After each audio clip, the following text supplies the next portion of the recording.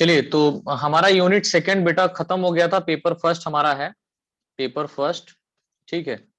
Paper first जो कि हमारा कॉर्डेट है।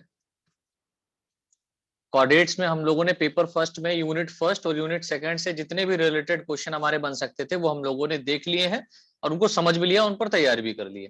देन उसके बाद में यूनिट थर्ड हमारा यहाँ पर स्टार्ट हुआ है। ये काफी इंपॉर्टेंट है और यूनिट थर्ड काफी बड़ी है और इससे बहुत सारे क्वेश्चन आपके बन सकते हैं। तो पहला क्वेश्चन तो यहाँ पर आपका ये आ सकता है कि डिवीजन एग्नेथा और डिवीजन ग्नेथोस्टोमेटा, डिवीजन एग्नेथा और डिवीजन ग्नेथोस्टोमेटा के बीच में अंतर स्पष्ट करना। तो different between division Agnatha and division Gnathostomata, ये काफी इंपॉर्टेंट है। सेकंड क्वेश्चन आपका यहां पर बन सकता है, पिसीज अधिवर्ग के सामान्य लक्षणों का उल्लेख कीजिए। यानी पिसीज अधिवर्ग कहने का मतलब होता है कि क्लास पिसीज यानी मछलियां जिसमें पाई जाती हैं, क्लास पिसीज जो है इसके सामान्य लक्षणों के बारे में आपको बताना है। That means describe the general character of super class Pisces अधिवर्ग। सुपर क्लास यानी अधिवर्ग जो होगा, सुपर क्लास जो होगा उस पिसीज के यानी सुपर क्लास पिसीज अधिवर्ग पिसीज के सामान्य लक्षण के बारे में आपको लिखना है। आता है, पूछा जाता है। थर्ड क्वेश्चन आपका यहां पर पुटअप हो सकता है, क्लास कॉन्ड्रिक्थीज व ऑस्टिकथीज के बीच में अंतर स्पष्ट कीजिए। Different between class chondrichthyes and osteichthyes आ सकता है, बहुत ज्यादा इंपॉर्टेंट नहीं। जो इंपॉर्टेंट क्वेश्चन है वो ये है, पिसीज वाला और ये वाला, ठीक है। देन इसके बाद में फोर्थ क्लास है, एम्फीबिया वर्ग के सामान्य लक्षणों का वर्णन करिए। तो एम्फीबिया जो वर्ग है, यानी कि यहां पर हम लोग क्लास एम्फीबिया की बात कर रहे हैं। किसकी बात कर रहे हैं? क्लास एम्फीबिया की बात कर रहे हैं। तो इस क्लास एम्फीबिया के जो जनरल कैरेक्टर है, सामान्य लक्षण है, इनके बारे में आपको लिखना होता है। तो ये भी इंपॉर्टेंट क्वेश्चन है, आ सकता है, पूछा जा सकता है। देन इसके बाद में फिफ्थ क्वेश्चन हमारा जो यहां पर बन सकता है वो है, रेप्टिलिया वर्ग के सामान्य लक्षणों का वर्णन करिए।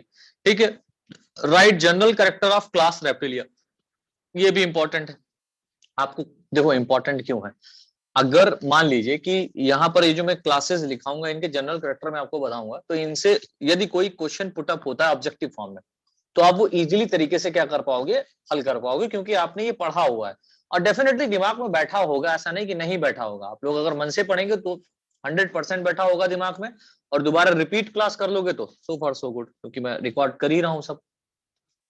क्वेश्चन नंबर 6 जो हमारा बनता है वो बनता है, विषैले और विष रहित सर्पों में अंतर स्पष्ट करिए, में अंतर स्पष्ट कीजिए।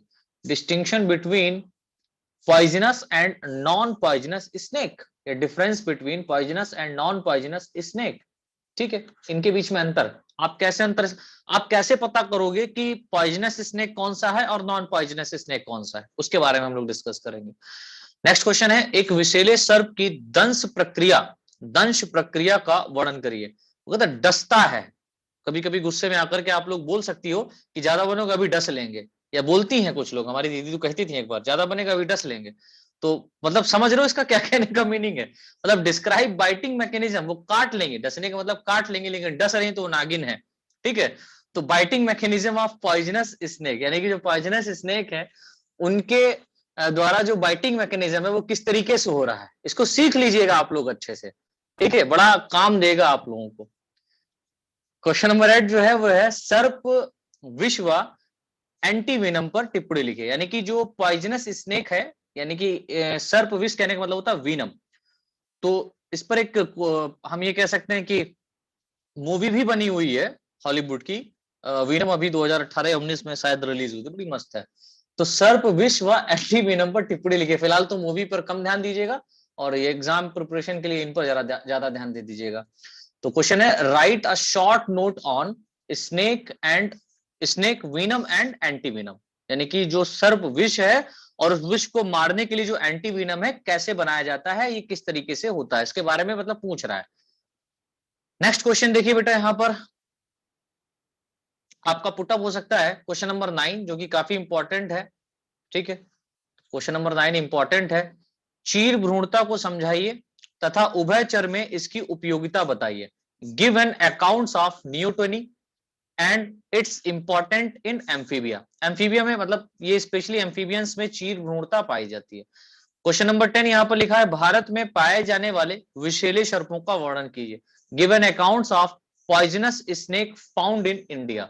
ठीक है, इनके बारे में आपको लिखना है। तो ये इस यूनिट से 10 क्वेश्चन, मेजर 10 क्वेश्चन यहां पर निकल करके आए जिन पर क्वेश्चन आ सकता है, और इसमें से एक दो क्वेश्चन तो डेफिनेटली आपका फंस ही जाएगा। अब आप जाहिर सी बात 10 तैयार करोगे तो एक दो फंस जाएगा। अब वो अलग बात है कि जनरल कैरेक्टर ना पूछ करके क्लासिफिकेशन के बारे में पूछ दे, ये तो किस्मत की बात हो गई।